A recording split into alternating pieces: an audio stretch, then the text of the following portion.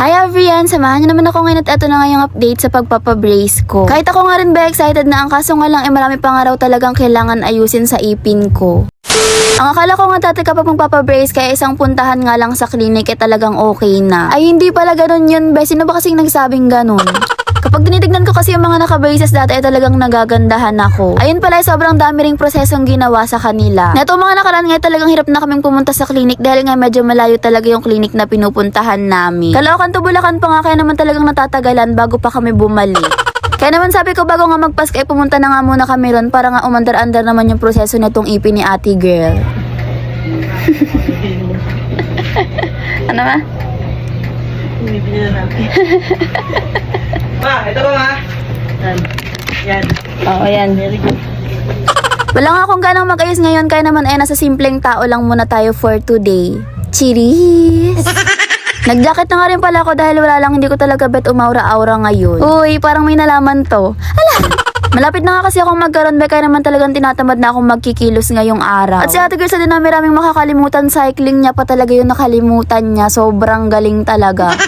Buti na nga lang talaga ay mahaba yung dress ko niyan dahil kung maikli yan ay ewan ko na lang talaga. Nasa bus na kami nung naalala kong wala pala akong cycling pero ano pang magagawa ko be, wala na. By the way, as usual, ayan sila mama nga ulit pala yung kasama ko. 1 PM pa nga yung schedule namin sa clinic pero 10 AM pa nga lang ay talagang bumiyahe na kami nila mama. Marami rin kasing bumabiyahe ngayon gawa nga ng magpapasko na. Yung pamasko nga pala na ipinangako ko sa inyo ay baka nga mga 23 ko na maibigay. Kaya naman pwede pa nga kayong humabol, comment nyo lang dyan sa comment section yung number nyo. Tapos ayun, nag-e-bike nga lang kami ngayon hanggang doon sa may sakayan ng bus. Papasaya mo sa tropa mo ka ba? Anong ginanong mo? Ay, magpapaservice siya sa barangay 18 ha. Para sa magpapaservice! Doon ako sa barangay! Barangay 18! Wala pa nga kaming almusal ngayon kaya naman ay naisipan nga namin pumunta muna ng Dunkin. Tapos may nakita nga akong champurado dun. 10 nga lang yung champurado sa amin pero ayan dito nga 75 kaya naman naisipan kong itry. Kakainin ko na nga lang sa bus para nga may laman yung tiyan ko. Sarap. Ayan, nakamonitor nga rin pala si daday sa bahay namin kapag ka umaalis kami nila mama. Punuan na nga rin yung bus kaya naman no choice kami sa likod na nga lang kami umupo at maalog nga talaga dun. Mailuhin pa naman ako pero okay nga lang yan ba dahil sanay naman na ako. Hala, nilabas ko na nga rin pala itong binili naming champurado para nga matikman ko na at ayan sobrang nakakatakam siya be. Ube champurado nga pala to tapos ayan may kasama na nga siyang gatas.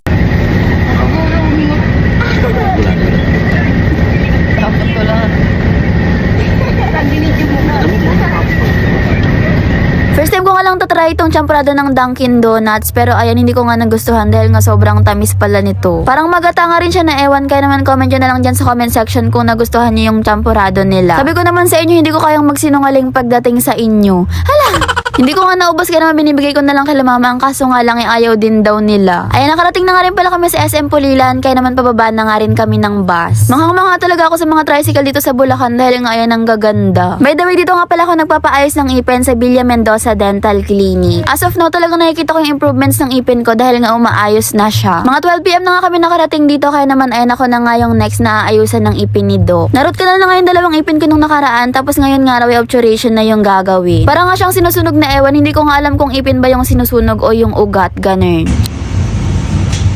Ayan, kung malapit lang kayo sa Bulacan, sobrang trusted dito sa Villa Mendoza Dental Clinic. Sobrang bait nga rin talaga ni Doc, kaya naman di talaga ako kinakabahan kapag pumupunta kami dito. Follow nyo na nga lang sila sa FB page nila para nga ma-message nyo sila kapag bet nyong pumunta. Banda rito nga tinatanggal na sa akin yung temporary na kulay white na nilagay sa akin ni Doc noong nakaraan. Kaya naman nakakasmile pa rin ako kahit papano dahil nga parang may maliit ako na ipin nun. Ito naman nga pala yung pinsan ko, siya ngayon nag-a-assist dito sa clinic nila. Sobrang bait din niya ni Ate Chinky, parang ako lang. Cheers! Banda rito nga nilalagyan ako ni Doc na parang maliit na ipin, parang may pagpapasakan daw yung crown na ilalagay niya sa akin sa susunod. Hindi ko talaga alam kung tama yung pinagsasabi ko pero ayun nga. Sa sobrang gaan nga talaga ng kami ni Doc ay nakakatulog na nga si ate girl. Naayos na yung ipin ko may tulog pa ako. Ito nga ito talaga yung pinakamatagal na prosesong ginawa sa akin dahil nga ilang oras din kami dito.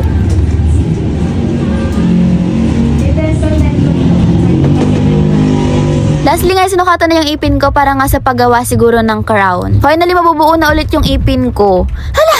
Ayan, pinictura na nga ni ate yung ipin ko, tapos eto nga yung itsura. Yung dilaw nga nene, ayan nga yung pinakagat sa akin ni Doc kanina.